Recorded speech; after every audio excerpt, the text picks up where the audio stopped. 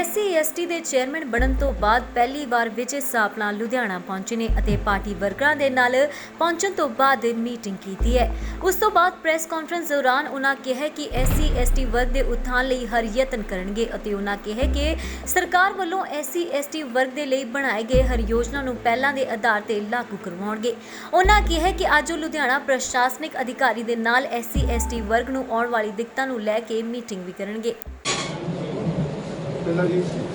अनुसूचित जाति कमीशन का राष्ट्रीय चेयरमैन बनने तो बाद लुधियाना च मेरी पहली फेरी है और अज जिथे मैं लोगों को मिलना है दोपहर तो पहला तक 2-3 मीटिंगों के रूप के 3 बजे मेरी प्रशासनिक अधिकारियों के नाल बचत भवन च मीटिंग है और 3:30 बजे प्रशासनिक अधिकारी ते समाजिक जड़ियाँ अनुसूचित जाति संस्थावां जिन्नियां भी है उन्हां सारियां दे नाल अज इत्थों दे जिला दी प्रशासनिक रिपोर्ट दे उत्ते और जिन्हां अनुसूचित जाति दे उत्ते की योजनावां दे उत्ते की होया ते किन्ने अत्याचार निवारण केस होए वो सारियां दी रिपोर्ट लांगे। वो अगर तुसीं चाहोगे तो 3:30 बजे की मीटिंग तो बाद असीं उहदा भी ब्रीफ कर सकते हैं। 10-11 महीने तो चेयरमैन की नियुक्ति नहीं सी हुई जिहदे करके काफ़ी केसिस जिहड़े सीगे और काफ़ी काम पिया है और इहदा मुख रूप च काम जिहड़ा आ वो 3 तरीके दे नाल ये काम करदा कि एक तो समाजिक लोगों वालों आम पब्लिक दे विच जिहड़ा अनुसूचित जाति दे लोगों दे उत्ते अत्याचार हुंदे आ उन्हां दा निवारण और उन्होंने इंसाफ दिवाउण दा इहदा काम है। दूसरा जिहड़े प्रशासन दे विच काम करदे अनुसूचित जाति दे लोग नौकरी पेशे वाले ने उन्हां दे उत्ते भी जिहड़ा हो रहा अत्याचार और प्राइवेट संस्थावां च भी जिहड़े काम कर रहे उन्होंने भी न्याय दिवाउणा और उन्हां दा जिहड़ा कष्ट निवारण दा काम जिहड़ा आयोग करदा है। और तीसरा जिहड़ा सरकार दीयां योजनावां होंदियां वो चाहे सूबा सरकार दी होवे चाहे केंद्र सरकार दी होवे और चाहे अर्ध सरकारी जिन्होंने असीं सैमी गौरमेंट भी कहने उन्हां दी होवे और किसी भी सरकारी या PSU जिहड़े पब्लिक सैक्टर के यूनिट्स ने उन्हां दे विच भी किसी तरह की योजनावां जिहड़ियां बनदियां उन्हां नूं लागू कराउण दा काम भी जिहड़ा आ वो इस कराउंदा है और उहदा सही क्रियान्वयन होवे और सही उहदा वितरण होवे सही लागू होण इसकी देख रेख करने का काम भी जिहड़ा आ वो कमीशन जिहड़ा है वो करता है। और चौथे रूप दे विच जिहड़ा कमीशन है वो समाजिक जथेबंदियां नाल शिक्षण संस्थावां दे नाल जिहदे च IIT भी या दूसरे जिहड़े भी रिसर्च फॉलोअर और नाल गौरमेंट दीयां जिन्नियां भी अनुसूचित जाति के लोगों नाल संबंधित रखदियां यूनियंस कह लीए या संस्थावां कह लीए NGO दे नाल समय समय ते बैठ के उन्हां दे अनुभवां दे उत्ते एक रिपोर्ट तैयार करके सरकार नूं भी देण दा काम असीं जिहड़ा करांगे हुण जिस दा मतलब ये होएगा कि आउण वाले समय दे विच ये समस्यावां ना आउण और उन्हां दे उत्थान दे लई इन्हां स्कीमां नूं लागू कराउण दे विच वधिया तरीके नाल सरकार अपनी पॉलिसी बनावे और नवीं पॉलिसियां बनाउण तो पहलां उस रिपोर्ट नूं भी मद्देनज़र च रखते हुए योजनावां बनाउण। इसलिए समय समय के उत्ते सरकार नूं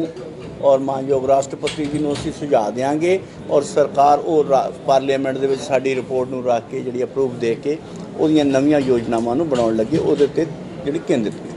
ये मुख रूप दे विच जिहड़ा साडा कमीशन दा काम सी और पंजाब दे विच भी जिद्दां असीं तुसीं पोस्ट मैट्रिक स्कॉलरशिप दा देख रहे हो या पंजाब जिहड़ा स्पैशल कंपोनेंट प्रोग्राम जिहड़ा आ फॉर SCs दे लई जिहड़े फंड आंदे आ उहदा वितरण भी सही जगह ते होवे इहदा काम जिहड़ा असीं देखण दा काम करांगे क्योंकि अज साडे पहली फेरी है उहदे लई असीं बाकी समय दे नाल हौली हौली अगे वधांगे। और मैं ये जरूर दस दियां कि मेरे कमीशन का चार्ज लिया नूं लगभग क्योंकि मैं 1 तरीक नूं ही दफ्तर च बैठा सी और अज